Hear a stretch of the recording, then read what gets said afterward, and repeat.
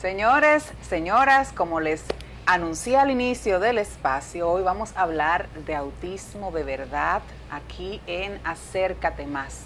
Es justo, es necesario. Y yo estoy muy orgullosa de mis invitadas porque sé que el aporte que van a hacer esta noche aquí en este espacio nos va a edificar a todas. Me involucro porque sé que, bueno, no sé si todos mis televidentes lo han escuchado, pero también soy madre de un adulto con la condición de autismo y necesitamos información. Muchas madres necesitan información, conocer cuáles son los avances, conocer cuál es el paso, cómo deben manejarse estratégicamente después de recibir un diagnóstico de autismo, pero sobre todo deben conocer qué es el autismo. En este momento voy a hablar con una amiga, hermana, una doctora a quien aprecio muchísimo, que también es madre de un adulto con la condición totalmente funcional, totalmente, vamos a decir,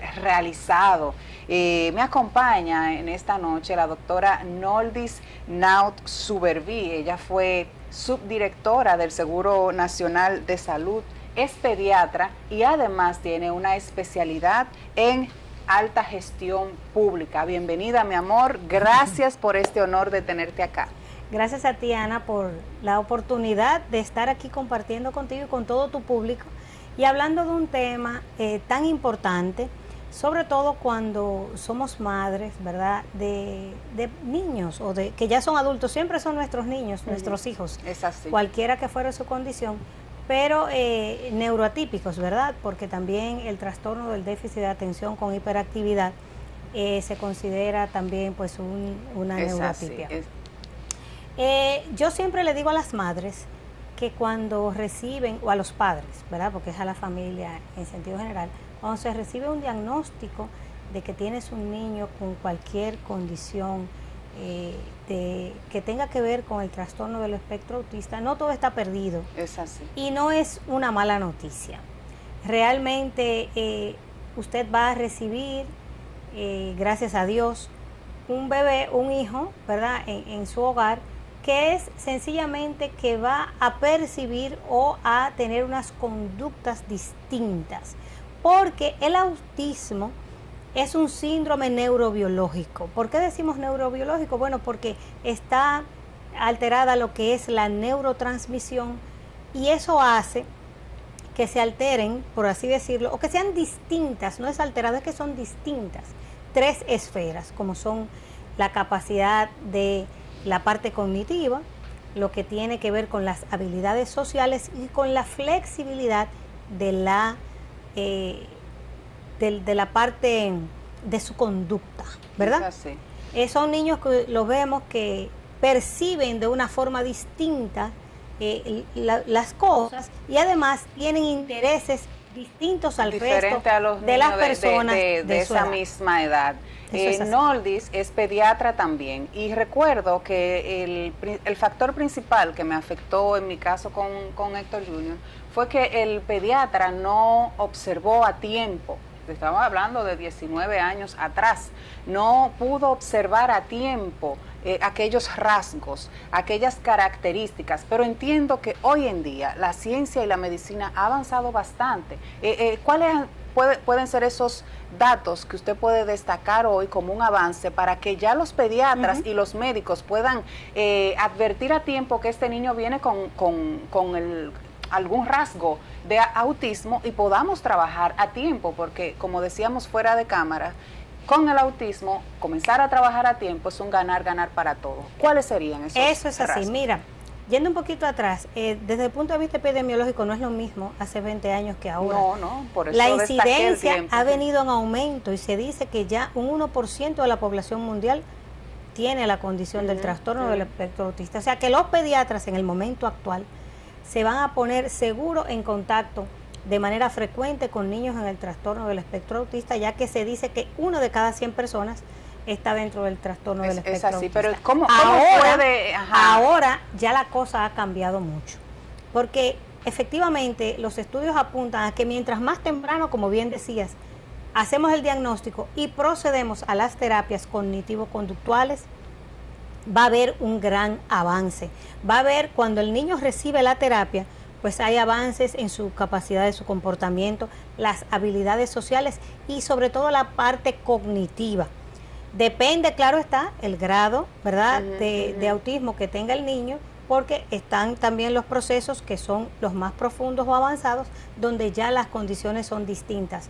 Pero en los otros pacientes o los otros niños, ya hay avances cognitivos conductuales, está también la forma de evaluación ABA, ¿verdad? Que también es a nivel terapéutico, muy reconocido en Europa, que ha demostrado tener grandes avances. Hay otras teorías que hablan también, no está realmente científicamente demostrado, no hay estudios suficientes, fehacientes, que así lo demuestren, pero sí hay experiencias diversas con el tema de la alimentación. Se habla de que una dieta libre de gluten, libre de caseína y alta en grasas, también pues ha demostrado, incluso hay padres que lo expresan, que promueve grandes cambios. Yo creo que lo importante es garantizar en estas personas la capacidad de la autonomía, o sea, reforzar lo que tiene que ver con esa capacidad que pueda hacer que este adulto en el futuro pueda tener garantías de tener una vida lo más independiente posible. Mira, es el deseo de todo padre, de toda madre. Y es importante destacarle a la gente que incluso en países más desarrollados hay espacios donde se promueve lo que tiene que, porque los pacientes, las personas con el trastorno del espectro autista, mira, sabemos que hay grandes deportistas, son deportistas de alto rendimiento, algunos tienen grandes intereses por las artes, otros son grandes lectores, escritores, poetas. ¿Qué cree usted que influye para que una parte tenga un gran avance y se destaque y que otra parte de los pacientes o de las personas con la condición entonces se estanquen, que no den la milla extra? Mira, lo que yo entiendo que ha sucedido, sobre todo en nuestro país, y voy a hablar de nuestro país, es que realmente no se ha invertido en políticas públicas. Sí que hay una ley para las personas, ¿verdad?, que viven con la condición del autismo, pero esta ley no se ha puesto en funcionamiento. Creo que es la 3423. Va casi para un año y Exactamente. Entonces, no tiene un reglamento de aplicación de la ley, porque la ley se promulga, pero si no tiene una norma, un reglamento para aplicarla, y además no existe la voluntad política que se traduce en dinero, ¿verdad?, en recursos económicos para que todos esos planes y programas puedan ser operativos y puedan llegar a la gente.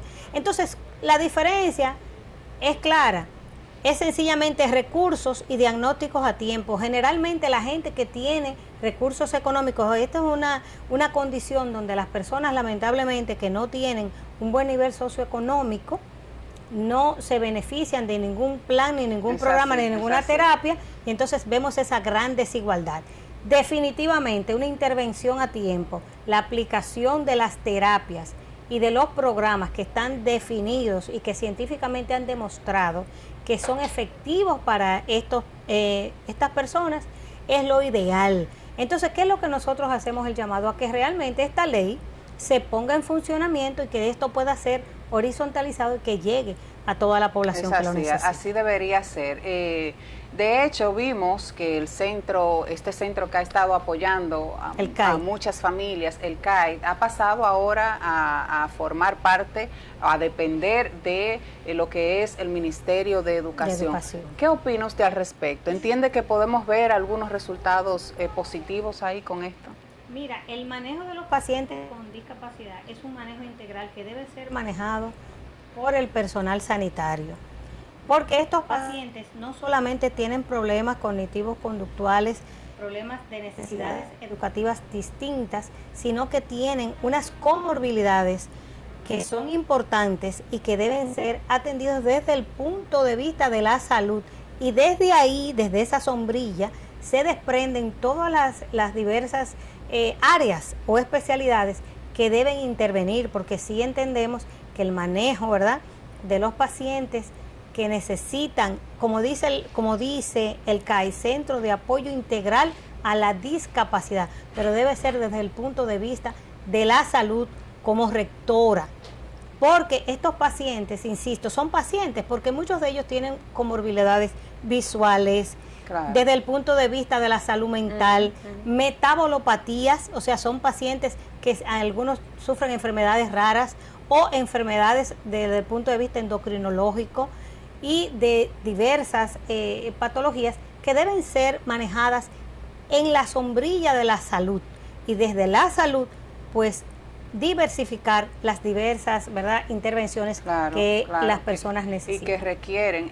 Doctora, hay otro punto ahí que me gustaría analizarlo con usted, ya por su experiencia también con un hijo que haya tenido una gran evolución. Y es que, encontramos muchos apoyos, terapia, asistencia, hasta los 10, 12 años. Pero a partir de que ese niño, estamos hablando en la República Dominicana, la realidad que nos compete a muchos, a partir de los 13 años, como que ya el abanico de oportunidades se cierra, se disminuyen las actividades para este niño, inclusión, actividades terapéuticas.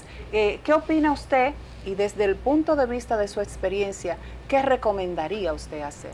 Bueno, yo opino que tú decías hasta los 13 años. Yo digo que los padres que yo lo he vivido en carne propia, que tenemos niños neuroatípicos o que lo hemos tenido, o los que lo tienen, viven un calvario en este país.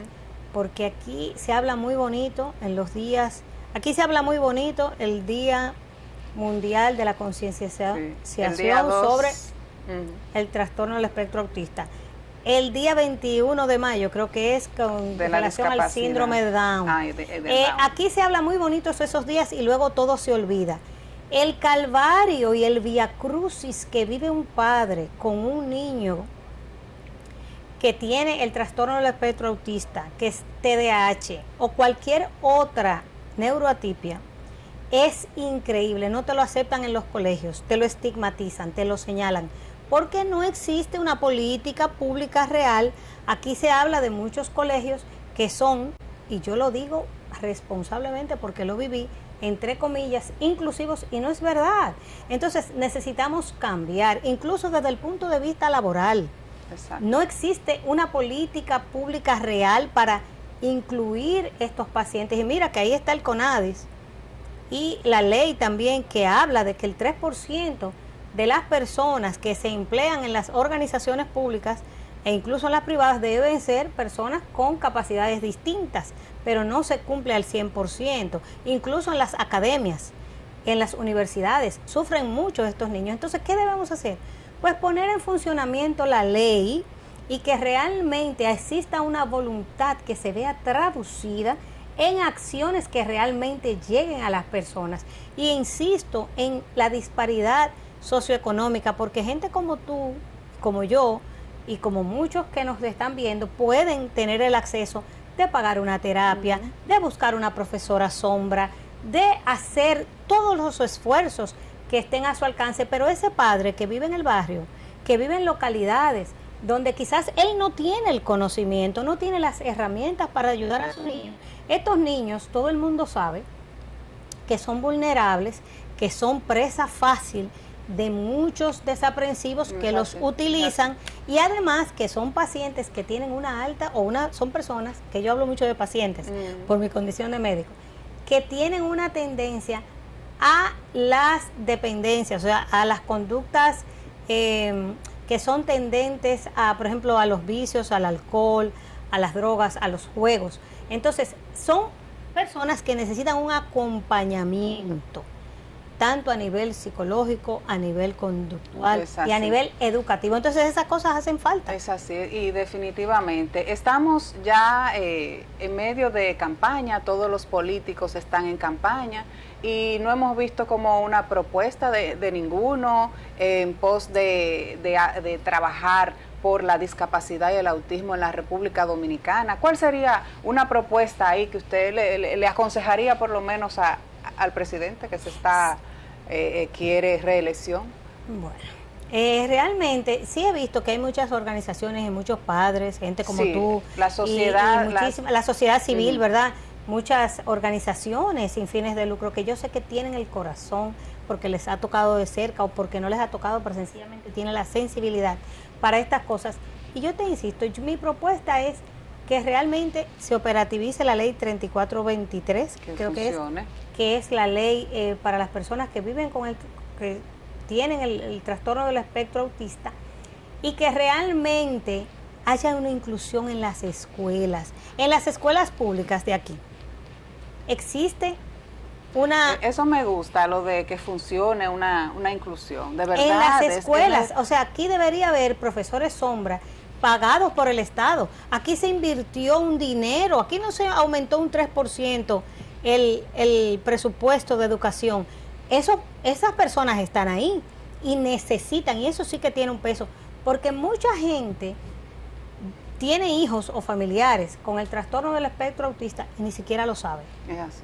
Son personas estigmatizadas porque tienen problemas del aprendizaje, tienen problemas para la socialización, ven el mundo de una forma distinta y no son comprendidos en el medio donde viven, y eso hace que sufra esa persona, pero que sufra su familia, que sufra su madre, que sufra su padre, que sufran los hermanos, porque también los hermanos son estigmatizados. Exacto. Es el famoso bullying que ocurre en las escuelas y en la sociedad. Entonces, un buen plan en las escuelas públicas para estos niños, para una inclusión real, con planes y programas de inclusión, de terapias cognitivas conductuales de la misma ABA, que se puede hacer porque hay recursos para eso, y profesores sombra, y que se puedan lograr una educación hasta donde permita, ¿verdad?, la parte cognitiva de ese adulto o de ese niño, y que luego pase a todo lo que tiene que ver a una formación técnico-profesional que le dé las garantías y las capacidades de ser un adulto funcional con desarrollo productivo en la sociedad. Sí, es así, y es importante hacer hincapié ahí, y lo voy a hacer porque mi hijo votó. O sea, hay muchos adultos aquí con autismo y con otras discapacidades que van a las urnas y sus votos cuentan. Entonces, yo apelo a que los políticos de mi país entiendan eso y comiencen a crear propuestas importantes pensando en esta parte de la sociedad. Noldis, yo estuve chequeando ayer un estudio que decía que el 50%, de hecho hasta lo posteé en el Instagram de Acércate Más TV, pueden entrar a chequearlo si les interesa, que el 50% de las madres de niños con autismo presentan problemas de depresión. Excelente.